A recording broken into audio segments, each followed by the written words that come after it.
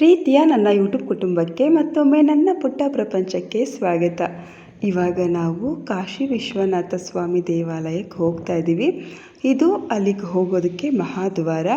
ನಾನು ಮೊದಲೇ ಹೇಳ್ದ ಹಾಗೆ ನನ್ನ ಮಗಳು ಫ್ರೆಂಡ್ ಮನೆಗೆ ಹೋಗಿ ಮನೆಯೆಲ್ಲ ನೋಡಿಕೊಂಡು ಅವ್ರನ್ನ ಮಾತಾಡಿಸ್ಕೊಂಡು ಇವಾಗ ದೇವಸ್ಥಾನಕ್ಕೆ ಹೋಗ್ತಾ ಇದ್ದೀವಿ. ಇಲ್ಲೂ ಕೂಡ ಸೈಟ್ಗಳನ್ನ ಮಾಡ್ತಾ ಇದ್ದಾರೆ. ಯಾರಾದರೂ ಇಲ್ಲಿ ಅಕ್ಕಪಕ್ಕ ತಗೊಳ್ಳೋರಿದ್ದರೆ ತಗೊಳ್ಳಿ. ತುಂಬ ಬಿಸಿಲು, ನಡ್ಕೊಂಡು ಹೋಗ್ತಿದ್ವಿ. ಸದ್ಯಕ್ಕೆ ಆಟೋ ಬಂತು, ಆಟೋದಲ್ಲಿ ಹೋಗ್ತಾ ಇದ್ದೀವಿ. ಇಲ್ಲಿ ನೋಡಿ ಕಾಶಿ ವಿಶ್ವನಾಥ ಸ್ವಾಮಿ ದೇವಾಲಯ. ಇಲ್ಲಿಂದ ನಮಗೆ ಆಟೋ ಅಲ್ಲಿವರೆಗೂ ಬರಲಿಲ್ಲ, ದೇವಸ್ಥಾನದವರೆಗೂ ಅರ್ಧದಲ್ಲೇ ಸ್ಟಾಪ್ ಮಾಡಿದ್ರು. ಇಲ್ಲಿಂದ ನಡ್ಕೊಂಡು ಹೋಗ್ತಾ ಇದ್ದೀವಿ. ರಶ್ ಅಂದರೆ ಫುಲ್ಲು ರಶ್ಶು. ನಾನಿಲ್ಲಿಗೆ 2ನೇ ಸಲ ಅಥವಾ 3ನೇ ಸಲ ಹೋಗ್ತಿದ್ದೀನಿ ಅಂತ ಅನಿಸುತ್ತೆ. ಮೊದಲೊಂದು ಸಲ ಹೊಳೆನ ಆತ್ಕೊಂಡು ಬಂದಿದ್ದು ತುಂಬ ಹತ್ತಿರ ಇತ್ತು ನಿಮಿಷಾಂಬ ದೇವಸ್ಥಾನದ ಕಡೆಯಿಂದ. ಆದರೆ ಇವಾಗಂತೂ ನಡ್ಕೊಂಡು ಹೋಗೋದಾಗಿದೆ, ತುಂಬ ಹಿಂಸೆ ಆಗ್ತಿತ್ತು. ಸದ್ಯ ಆಟೋ ಸಿಕ್ಕಿದ್ದು ಒಳ್ಳೆಯದಾಯಿತು. ಇಲ್ಲಿ ಸಮಯಪುರಂ ಮಾರಿಯಮ್ಮನ ದೇವಸ್ಥಾನ ಕೂಡ ದೊಡ್ಡದಾಗಿ ಮಾಡ್ತಾ ಇದ್ದಾರೆ. ಇದು ಬಾಬುರಾಯನ ಕೊಪ್ಪಳಿಂದ ಬಂದರೆ ಒಂದು 3-4 ಕಿಲೋಮೀಟ್ರ್ ಆಗುತ್ತೆ ಅಂತ ಅನಿಸುತ್ತೆ. ತುಂಬ ಹಳೆ ಕಾಲದ ದೇವಸ್ಥಾನ ಇದು. ಇಲ್ಲಿ ಇವತ್ತು ಮಾಡಿದ್ದಾರೆ ಅನಿಸುತ್ತೆ, ಕೈ ತೊಳೆಯೋದಕ್ಕೆಲ್ಲ ವ್ಯವಸ್ಥೆ ಮಾಡಿದರು.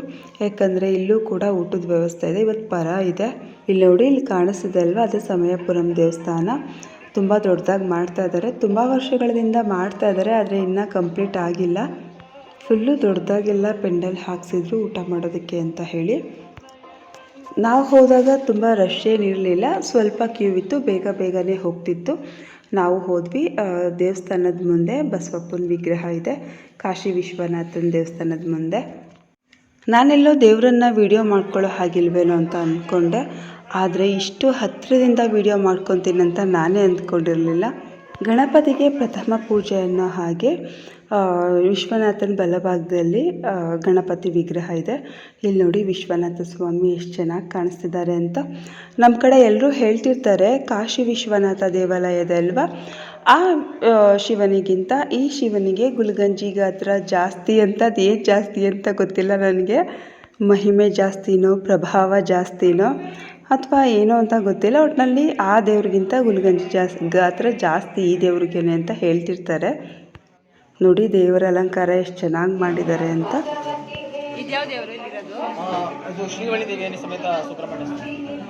ಇಲ್ಲಿ 3 ದೇವಾಲಯಗಳು ಅಕ್ಕಪಕ್ಕನೇ ಇದೆ. ಮಧ್ಯದಲ್ಲಿ ವಿಶಾಲಾಕ್ಷಮ್ಮನವರ ದೇವಾಲಯ ಇದೆ. ವಿಶಾಲಾಕ್ಷಮ್ಮನವ್ರನ್ನೂ ಸಹ ತುಂಬ ಹತ್ತಿರದಿಂದ ವಿಡಿಯೋ ಮಾಡಿಕೊಂಡೆ ನೋಡಿ.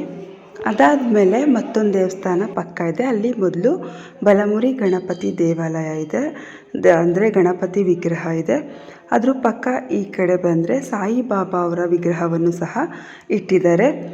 ಮಧ್ಯಭಾಗದಲ್ಲಿ ಶ್ರೀ ಸತ್ಯನಾರಾಯಣ ಸ್ವಾಮಿಯವರ ವಿಗ್ರಹ ಇದೆ.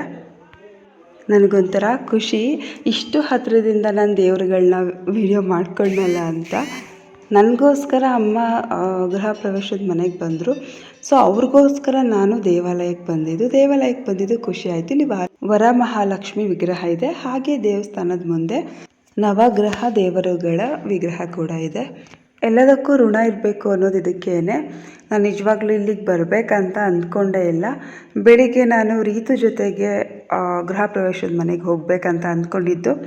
ಆದರೆ ನಮ್ಮಮ್ಮ ನಾನೇ ಬರ್ತೀನಿ ಇಲ್ಲಿಗೆ ಹೋಗೋಣ ಅಂತ ಕೇಳಿದ್ರು. ಪಾಪ ಹೋದ್ರಾಯ್ತು ಬಿಡು, ಅವ್ರು ಒಬ್ಬರೇ ಹೋಗ್ತಾರೆ ಅಂದ್ಕೊಂಡೆ. ಅಷ್ಟರಲ್ಲಿ ದೊಡ್ಡಮ್ಮ ಕೂಡ ನಮ್ಮ ಜೊತೆಗೆ ಬಂದರು. ಹಾಗೆ ಕಾಶಿ ವಿಶ್ವನಾಥ ದೇವರ ಗುಡಿ ನೇರವಾಗಿ ಸ್ವಲ್ಪ ದೂರದಲ್ಲಿ ಬಸವಪ್ಪನದು ವಿಗ್ರಹ ಮಾಡಿದ್ದಾರೆ. ನಮ್ಮಮ್ಮ ಏನೋ ಹೇಳ್ತಿದ್ದಾರೆ, ನಮ್ಮಮ್ಮ ಏನೂ ಕೇಳ್ಕೊಳ್ತಿಲ್ಲ, ರೀತುಗೋಸ್ಕರ ಕೇಳ್ಕೊತಿರ್ತಾರೆ, ಅದು ನನಗೆ ಗೊತ್ತು. ರೀತುಗೆ ಒಳ್ಳೆ ಕಡೆ ಕೆಲಸ ಸಿಗಲಿ ಅಂತಲೇ ನಮ್ಮಮ್ಮ ಕೇಳ್ಕೊತಿರೋದು. ನಾನು ಕೂಡ ಬಸವಪ್ಪನ ಹತ್ರ ಕಿವಿಲಿ ಕೇಳಿಕೊಂಡೆ, ಅದಾಗುತ್ತೋ ಇಲ್ವೋ ಗೊತ್ತಿಲ್ಲ. ಸದ್ಯಕ್ಕೆ ಒಳ್ಳೆಯದಾಗಲಿ ಅಷ್ಟೇ. ನೀವೇನಾದರೂ ಶ್ರೀರಂಗಪಟ್ಟಣದ ಕಡೆ ಟೂರ್ ಬಂದಾಗ, ಪ್ರವಾಸ ಬಂದಾಗ ಇಲ್ಲಿಗೂ ಬಂದು ಹೋಗಿ. ಅಂದರೆ ಓನ್ ವೆಹಿಕಲ್ ಇದ್ದರೆ ಸ್ವಲ್ಪ ಪರವಾಗಿಲ್ಲ, ಎಲ್ಲ ಕಡೆ ಓಡಾಡಬಹುದು. ಇಲ್ಲ ಅಂದರೆ ಸ್ವಲ್ಪ ಕಷ್ಟ ಆಗಬಹುದು. ಇವತ್ತು ಶಿವರಾತ್ರಿ ಆಗಿರೋದ್ರಿಂದ ಜಾತ್ರೆ ಥರನೂ ಇಲ್ಲೆಲ್ಲ ಇಟ್ಟಿದ್ದಾರೆ. ನಮ್ಮೂರು ದೇವಸ್ಥಾನಕ್ಕೇ ತುಂಬ ಜನ ಬರ್ತಿದ್ರು, ಅಕ್ಕಪಕ್ಕದ ಊರು ತುಂಬ ದೂರದಿಂದ ಎಲ್ಲ ಬರ್ತಿದ್ರು. ಆದರೆ ಇಲ್ಲಿಗಂತೂ ತುಂಬ ಅಂದರೆ ತುಂಬ ಜನನೇ ಬಂದಿದ್ದಾರೆ.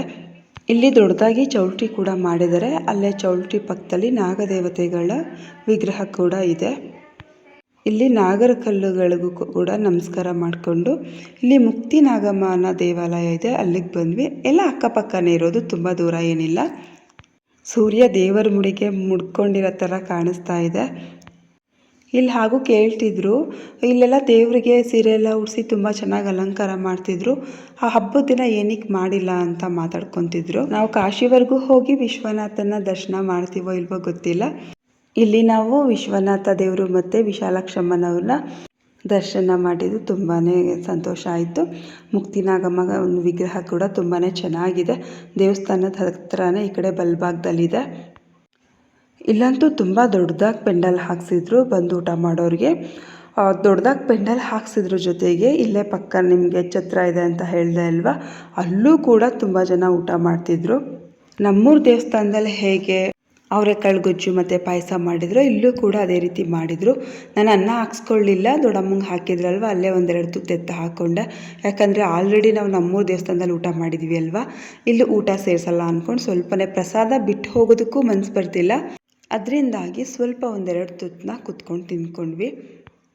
ಪಾಪ ಯಾರೋ ವಯಸ್ಸಾದವರು ಪ್ರತಿ ವರ್ಷ ಇಲ್ಲಿಗೆ ಬರ್ತಿದ್ರಂತೆ. ಈ ವರ್ಷ ತುಂಬ ವಯಸ್ಸಾಗಿದೆ, ಬರೋದಕ್ಕಾಗಲ್ಲ ಅಂತ ಹೇಳಿ ಯಾರು ಕೆಲವೊಂದು ಬಾಕ್ಸ್ ಕೊಟ್ಟು ಕಳಿಸಿದ್ರು ನನಗೆ ದೇವರ ಪ್ರಸಾದವನ್ನು ಈಸ್ಕೊಂಡು ಬನ್ನಿ ಅಂತ. ಪಾಪ ಅವರು ಊಟ ಬಡಿಸೋರ ಹತ್ರ ಈಸ್ಕೊಂಡು ಹೋಗ್ತಿದ್ರು. ಇಲ್ಲಿ ದೂರದಲ್ಲಿ ಕಾಣಿಸ್ತಿದೆ ಅಲ್ವಾ, ಅದೇ ನಿಮಿಷಾಂಬ ದೇವಿ.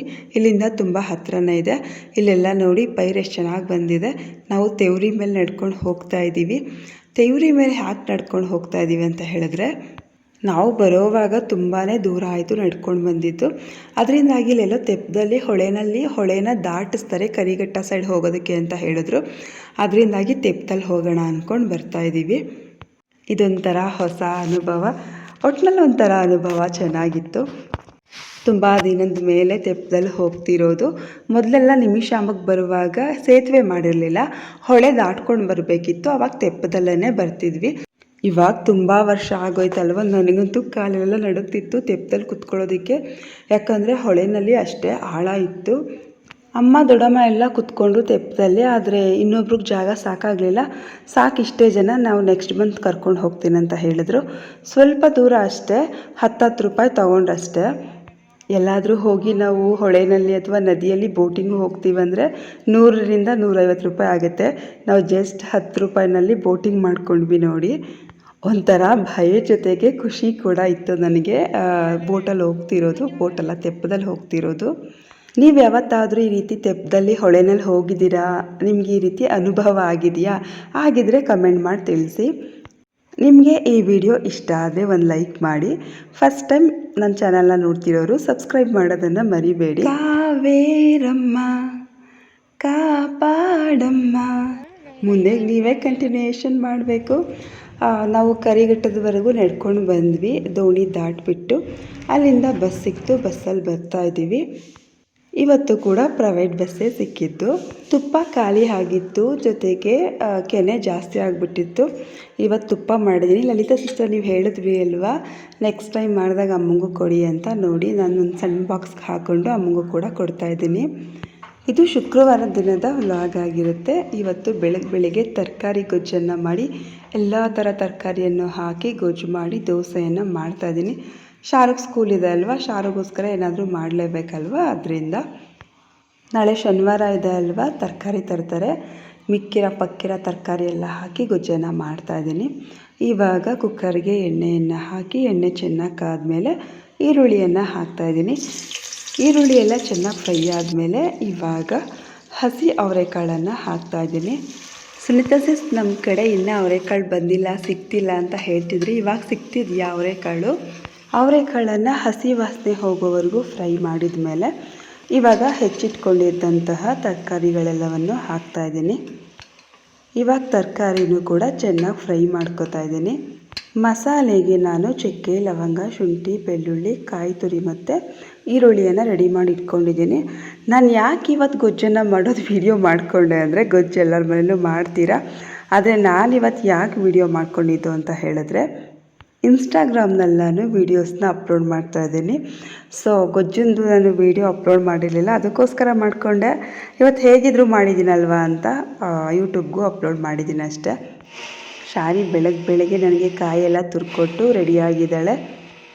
ಮೊದಲು ಕಾಯಿ ಮಸಾಲೆಯನ್ನು ರುಬ್ಕೊಂಡು ಅದಕ್ಕೆ ಸ್ವಲ್ಪ ಖಾರದ ಪುಡಿ ಮತ್ತು ಟೊಮೊಟೊ ಸ್ವಲ್ಪ ಜಾಸ್ತಿ ಹಾಕ್ಕೊಂಡಿದ್ದೀನಿ, ಚೆನ್ನಾಗಿರೋದು ಸಾಂಬಾರು ಅಂತ ಹಾಕ್ಕೊಂಡು ರುಬ್ಕೊಂಡು ಎಲ್ಲ ಚೆನ್ನಾಗಿ ಸವದ ಮೇಲೆ ನಾನಿವಾಗ ಕೊನೆಯಲ್ಲಿ ಕೊತ್ತಂಬರಿ ಸೊಪ್ಪನ್ನು ಹಾಕ್ತಾಯಿದ್ದೀನಿ. ಕೊತ್ತಂಬರಿ ಸೊಪ್ಪು ಹಾಕ್ಕೊಂಡು ಒಂದೆರಡು ರೌಂಡ್ ರುಬ್ಕೊತೀನಿ, ಯಾಕಂದರೆ ಫ್ಲೇವರ್ ಚೆನ್ನಾಗಿರುತ್ತೆ. ನಾನು ನಿಜವಾಗ್ಲೂ ಇದನ್ನು ಯೂಟ್ಯೂಬ್ಗೆ ಹಾಕುವಂಥ ಪ್ಲ್ಯಾನ್ ಏನು ಇರಲಿಲ್ಲ, ಬಿಡು ಹಾಕೋಣ ಅಂತ ಹಾಕ್ತಾಯಿದ್ದೀನಿ. ಕೆಲವರಿಗೆ ಗೊಜ್ಜು ಯಾವ್ಯಾವ ರೀತಿ ಮಾಡ್ತಾರಲ್ಲ ಒಬ್ಬೊಬ್ಬರು, ಸೊ ನಾನು ಈ ರೀತಿ ಮಾಡ್ತೀನಿ ಅಂತ ತೋರಿಸೋಣ ಅಂತ ಹಾಕಿದ್ದೀನಿ ಅಷ್ಟೇ. ತರಕಾರಿ ಎಲ್ಲ ಹಸಿ ವಾಸನೆ ಹೋಗಿ ಎಣ್ಣೆ ಬಿಟ್ಕೊಂಡ್ಮೇಲೆ ಇವಾಗ ನಾನು ರುಬ್ಬಿರುವಂತಹ ಮಸಾಲೆಯನ್ನು ಹಾಕ್ತಾಯಿದ್ದೀನಿ. ತರಕಾರಿ ಪಲ್ಯ ಏನಾದರೂ ಮಾಡೋದಾಗಿದ್ದರೆ ಕಾಯಿ ತುರಿ ಮತ್ತು ಖಾರದ ಪುಡಿಯನ್ನು ಕಡಿಮೆ ಹಾಕ್ಕೊತಿದ್ದೆ. ಇವತ್ತು ಗೊಜ್ಜು ಥರ ಮಾಡ್ತಿರೋದ್ರಿಂದ ನಾನು ನಿಮ್ಗೆ ಯಾವಾಗಲೂ ಹೇಳ್ತೀನಿ, ದೋಸೆಗೆ ಸ್ವಲ್ಪ ಗೊಜ್ಜು ಥರ ಇದ್ದರೆ ಚೆನ್ನಾಗಿರುತ್ತೆ, ಪಲ್ಯ ಥರ ಇದ್ದರೆ ಚೆನ್ನಾಗಿರಲ್ಲ ಅಂತ. ಅದರಿಂದಾಗಿ ನಾನಿವತ್ತು ಸ್ವಲ್ಪ ಗೊಜ್ಜು ಥರ ಮಾಡ್ಕೊತಾ ಇದ್ದೀನಿ. ಅಂದರೆ ಪೂರ್ತಿ ತೆಳುವಾಗೂ ಮಾಡ್ಕೊತಿಲ್ಲ, ಪೂರ್ತಿ ಗಟ್ಟಿಗೂ ಮಾಡ್ಕೊತಿಲ್ಲ, ಮೀಡಿಯಮಾಗಿ ಮಾಡ್ಕೊತಾ ಇದ್ದೀನಿ. ಇದು ದೋಸೆಗೆ ಚೆನ್ನಾಗಿರುತ್ತೆ, ಇಡ್ಲಿಗೂ ಕೂಡ ಚೆನ್ನಾಗಿರುತ್ತೆ.